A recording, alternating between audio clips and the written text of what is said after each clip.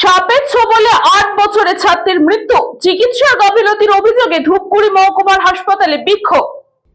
ধূপগুড়িতে সাপের ছোবলে মৃত্যু হলো ৮ বছরের এক স্কুল ছাত্রীর। মৃত ছাত্রীর নাম সঞ্জনা রায়। সে ধূপগুড়ি মহকুমার গোদেয়াকুঠির গ্রাম পঞ্চায়েতের পারকুমলাই এলাকার বাসিন্দা। পরিবার সূত্রে জানা গিয়েছে, স্কুল ছুটির পর বাড়ি ফিরে ঘরে প্রবেশ করে সঞ্জনা। ঘরের টেবিলের উপর স্কুল ব্যাগ ও থালা রাখতে গেলে আচমকাই একটি সাপ তাকে একাধিকবার ছোবল মারে।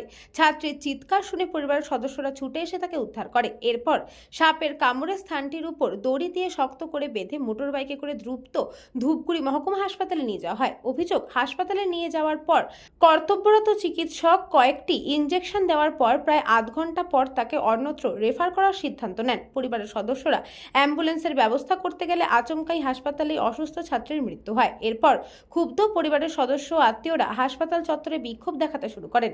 তাদের অভিযোগ, ভুল ইনজেকশন দেওয়ার কারণে শিশুটির মৃত্যু হয়েছে। ঘটনার পূর্ণাঙ্গ তদন্তের দাবি জানিয়েছে প্রশাসনের কাছে লিখিত অভিযোগ দায়ের করা হয়েছে বলেও জানান পরিবারের সদস্যরা।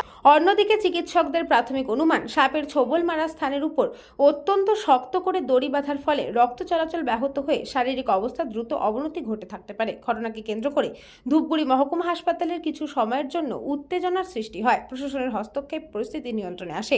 তদন্তের পরে মৃত্যুর প্রকৃত কারণ স্পষ্ট হবে বলে মনে করা হচ্ছে।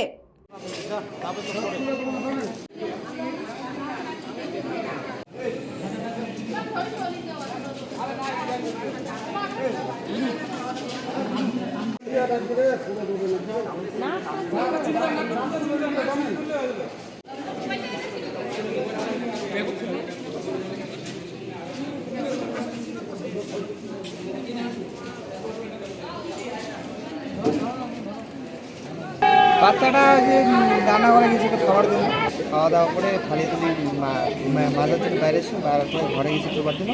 তারপরে রান্নাঘরে গেছে কাপড় কী সাপ তো আমি দেখি বলতে পারবো না। সবাই বলছে কালো কালো পরে কী হলো? হাসপাতালে ডাক্তার ট্রিটমেন্ট করলো, ট্রিটমেন্ট হলো। ট্রিটমেন্ট হওয়ার পরে বাচ্চাটা সুস্থ ছিল। তারপরে আবার ডাক্তার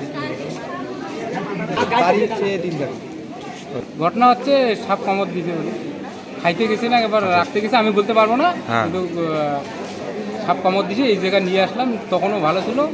অক্সিজেন লাগার পরে ডাক্তার দেখার পরে রেফার করছে, আমরা নিয়ে যাবো তাতে। জলপাইগুড়ি থেকে খাদিমুল ইসলামের report, news Banga time. St. Augustine's Day School, Barakpur. Success for every child. Admission open session 2026 to 2027. Contact number 9007934555. AM Jewelers Ichapur Anandamath. আমাদের মেকিং চার্জ 3%।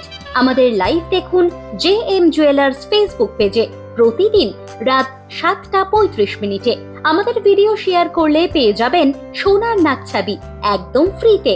ঠিকানা ইছাপুর আনন্দমঠ, উত্তর 24 পরগনা। যোগাযোগ 7439131404। আমাদের অনলাইন ডেলিভারির ব্যবস্থা আছে।